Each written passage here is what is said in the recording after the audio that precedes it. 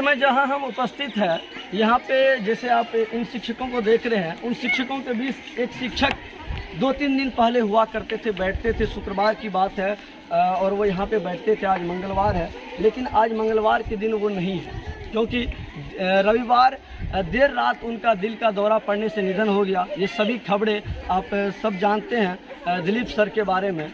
और मैं आपको बता दूं कि दिलीप सर का जाना इन विद्यालय के लिए एक सबसे बड़ा दुख की बात है, क्योंकि विद्यालय में, ये विद्यालय की जहाँ हम उपस्थित हैं, मध्य विद्यालय कोसी शरण गरबंधा, यहाँ पे दिलीप सर का अगर कार्यालय के बारे में हम बात करें, उनकी जो शिक्षक की जो नौकरियां लगी थी, उन्होंने सबसे ज़्यादा अगर कहीं समय बिताया होगा तो यही मध्य विद्यालय कोसी शरण गरबंधा के प्रांगण में इन बच्चों, जैसा कि आप बच्चे को देख रहे हैं, इन बच्चों को पढ़ाते पढ़ाते वो इस दुनिया में नहीं रहे। तो चलिए, आज हम उन विद्यालय में पहुंचे हैं। सबसे पहले हम अपने शिक्षक, बचपन के खास गुरु जी का हम आज नमन करते हैं, उन्हें श्रद्धांजलि अर्पित करते हैं अपने चैनल धराधर न्यूज़ के माध्यम से भी। और हम यहाँ के शिक्षक, जो लोग शिक्षक हैं यहाँ पे, वो लोग भी ज़्यादा खुशी नहीं है। जैसा कि आप देख रहे हैं, कुछ लोगों के आंखों में आंसू भी है, क्योंकि जिसे आप आंसू देख रहे हैं, उनके मतलब खास करीबी लोग थे, घर के चाचा लगते थे, और उनका मतलब जाना उनके लिए सहना आसान नहीं होगा, क्योंकि साथ मिल के रहे थे, साथ शिक्षक थे, तो कोई भी परिवार इसे सह नहीं सकता है। तो इसी मौके पर हम विद्यालय पहुँचे हैं, मध्य विद्यालय कोसी शरण गरबंधा। तो आइए हम यहाँ के सहायक शिक्षक हालेश्वर सर से जानते हैं कि दिलीप सर का व्यवहार क्या था विद्यालय के प्रति, चाहे उनका रोज़ाना सवेरे सवेरे विद्यालय आना, विद्यालय में सही पूर्वक विद्यार्थियों को पढ़ाना, विद्यालय में सबसे पहले समय देकर विद्यालय पहुंचना, विद्यालय अंत तक जब चलता था तब तक रुककर विद्यालय के व्यवहार को ठीक सुचारू रूप से चलाना। तो इस पर हम आज हालेश्वर सर से जानना चाहेंगे, उन्हें किस तरह की श्रद्धांजलि अर्पित करना चाहते हैं यहाँ के शिक्षक। सबसे पहले आगे बहुत स्वागत है। मैं हालेश्वर कुमार यादव, शिक्षक मध्य विद्यालय कोसी शरण गरबंधा में पदस्थापित हूँ विगत 15 वर्षों से। वैसे इस बीच विगत 8-10 वर्षों तक मैं CRCC के रूप में रहा हूँ। उसके बाद जो यहाँ पर पुनः आया, शुरू से मैं देख रहा हूँ कि हमारे मध्य विद्यालय कोसी शरण गरबंधा के शिक्षक आदरणीय दिलीप बाबू बड़े ही योग्य, कर्मठ, कुशल और चिंतनशील स्वभाव के व्यक्ति थे। और इतना ही नहीं, time is money, do not destroy कहा करते थे कि हम सभी समय से आवें। अब वस्तुतः जैसे मेरी भावना है, उसी प्रकार से आदरणीय दिलीप बाबू नियत 9 बजे विद्यालय पहुंच जाते थे, और जब तक विद्यालय का आवर था, विद्यालय आवर संपन्न होने के बाद ही यहाँ से प्रस्थान करते थे। सबों के बीच भाईचारा का संबंध, सभी बच्चों के साथ इतना घुले मिले हुए थे, या सबों को इतना स्नेह देते थे। वैसे पठन पाठन में भी उनकी इतनी अभिरुचि थी, बड़े ही कुशल थे शिक्षाविद। और जैसे उनकी गणित, वैसे अंग्रेजी, वैसे हिंदी, सभी भाषाओं में बड़े ढंग से पढ़ाया करते थे। उनके विषय में तो मुझे लगता है कि मैं कितना भी कहूँ तो शायद कम ही होगा। इस संबंध में सूर्य को दीपक दिखाने से सूर्य के प्रति हम लोग अपनी आस्था निवेदित करते हैं, यह बात सही है। लेकिन ठीक उसी प्रकार से आदरणीय दिलीप बाबू उम्र में हमसे बहुत छोटे, और हमको इतना स्नेह देते थे, इतना श्रद्धा से देखते थे कि कहा नहीं जा सकता है। और हमको ही नहीं, यहाँ के इस विद्यालय में जितने भी शिक्षक या शिक्षिका, सबों के साथ बड़ी आत्मीयता से परिवार जैसे घुले मिले हुए थे।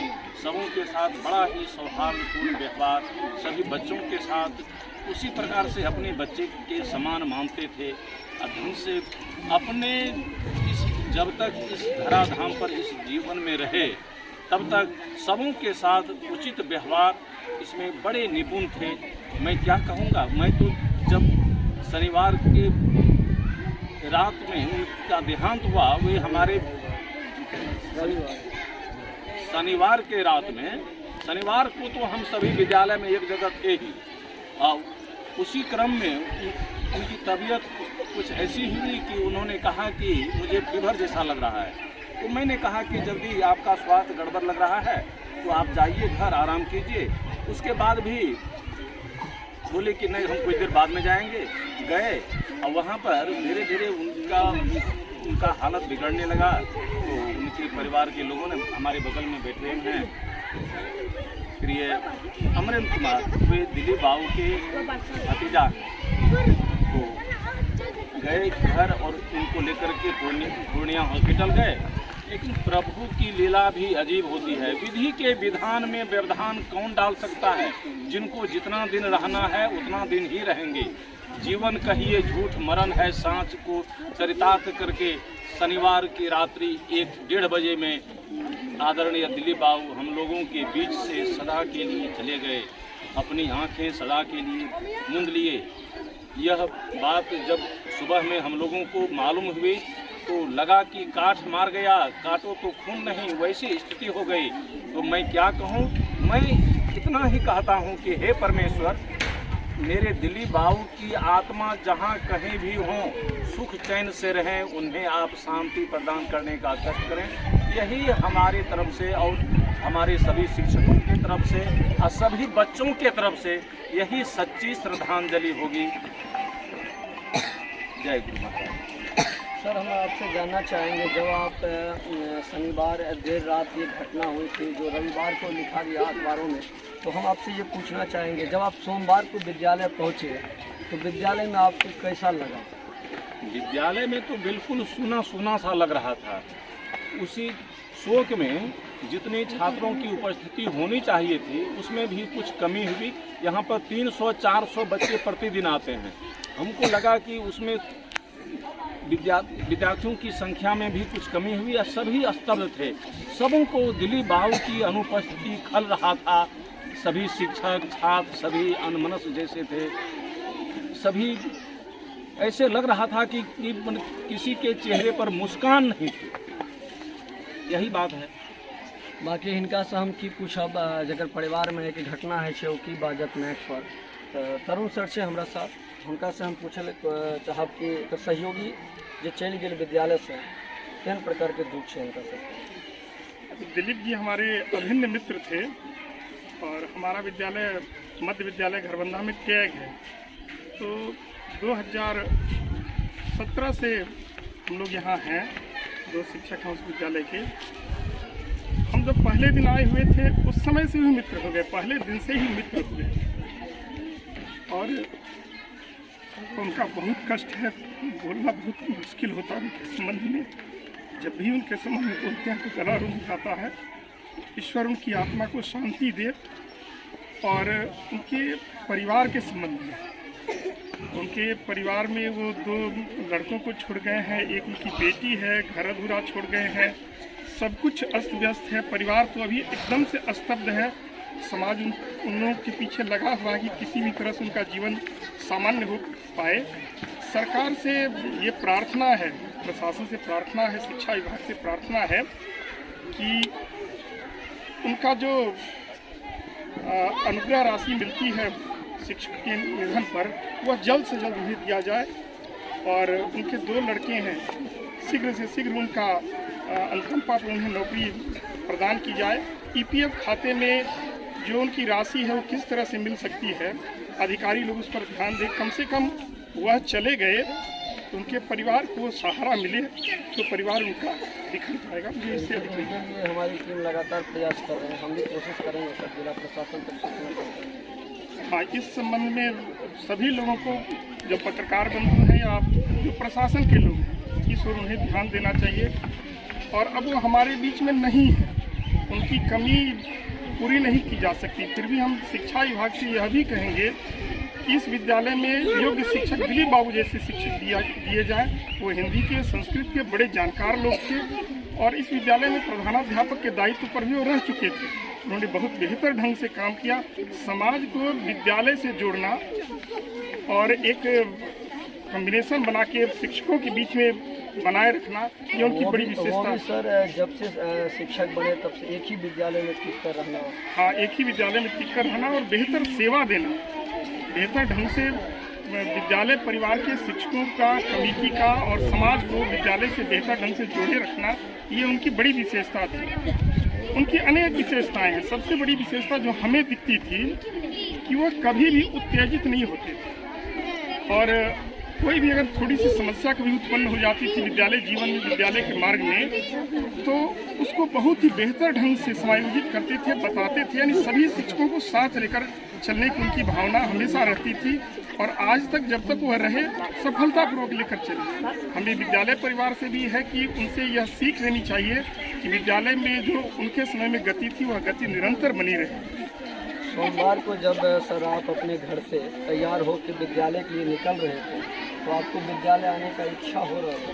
बहुत कठिन विद्यालय नहीं, हम जब उनके यहाँ रविवार के दिन जा रहे थे तो हम अपने निवास स्थल रानीगंज से आना मुश्किल हो गया, क्योंकि 2 आदमी को साथ लेकर चले, फिर भी आना मुश्किल हो गया। वहाँ ठहरना, उनको देखना मुश्किल हो गया। अगले दिन विद्यालय लगता ही नहीं था कैसे पहुँचेंगे। ये बड़ी कठिन घड़ी थी। आज भी हम लोगों को बहुत परेशानी है, उनको अपने बीच में नहीं पाकर बड़ी मुश्किल हो जाती है।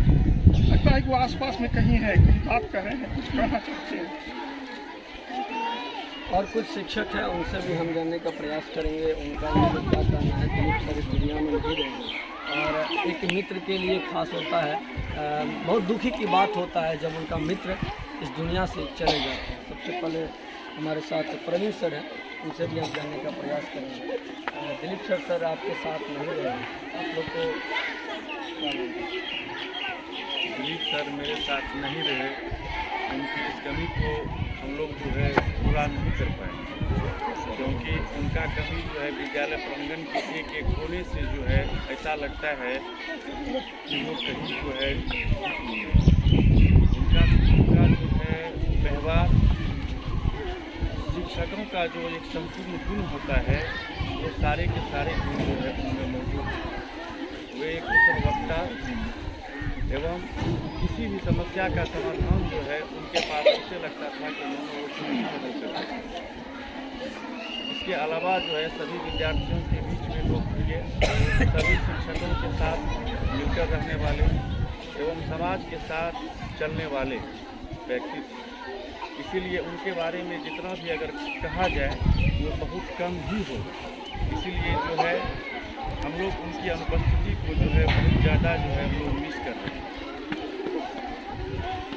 सुने आप यहाँ के शिक्षक का क्या हाल है, और वो 2 दिन से विद्यालय आने का मतलब तैयारियाँ करते हैं, लेकिन उन्हें आने का भी इच्छा नहीं होता है, क्योंकि उनका जब एक सहयोगी शिक्षक इस विद्यालय में अनुपस्थिति तो छोड़ दीजिए, दुनिया में ही ना रहे, तो कहीं ना कहीं इन शिक्षकों को आने में कठिनाइयाँ ज़रूर होती होगी जब ये घर से निकलते थे। तो हम मैडम से जानना चाहेंगे कि इनके एक सहयोगी शिक्षक जो कि अब विद्यालय, ये लोग चाहकर भी अगर आप भगवान से कितनों प्रार्थना कर लेंगे, लेकिन विद्यालय दिलीप सर आप नहीं पहुंच सकते हैं। इस तरह के की कहेंगे?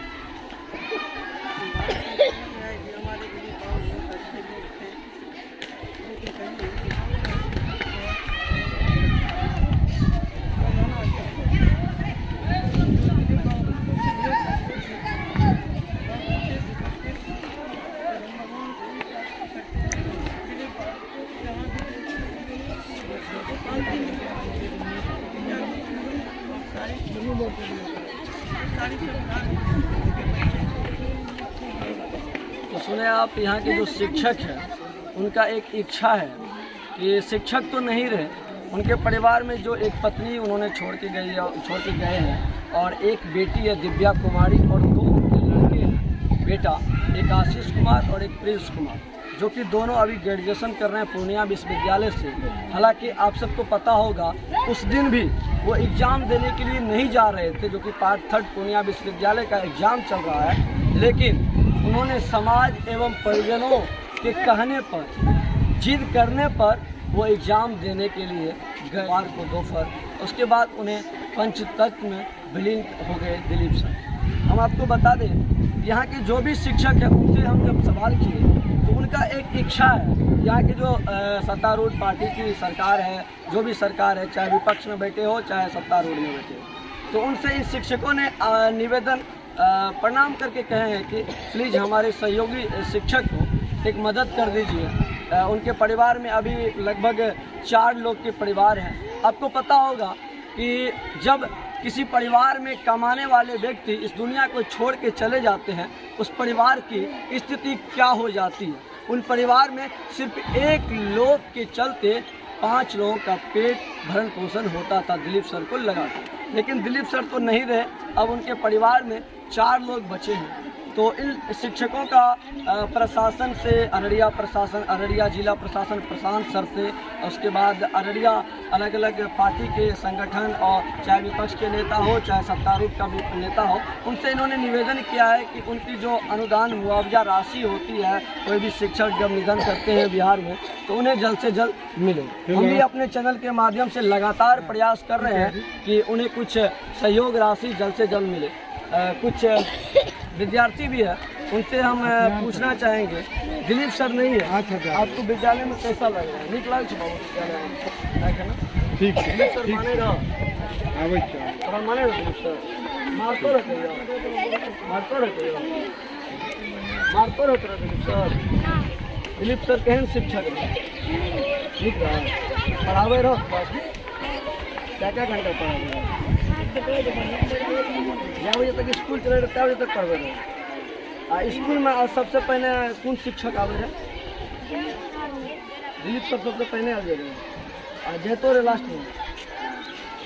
तो सुन रहे हैं, छोटे से नन्हे एक विद्यार्थी है, उन्होंने आपको बताया कि दिलीप सर समय का कितना पालन करते थे। जब इस विद्यालय में हम भी पढ़ा करते थे, वो एक कविता पढ़ाते थे, समय बहुत बड़ा मूल्यवान है, व्यर्थ कभी मत करो। लेकिन एक समय वो भी आया जब हम मैक लेके विद्यालय पहुँचे। हालांकि उस समय हम विद्यार्थी थे और अभी भी विद्यार्थी है इन शिक्षकों का, लेकिन उस समय दिलीप सर हमारे लिए कुछ खास थे।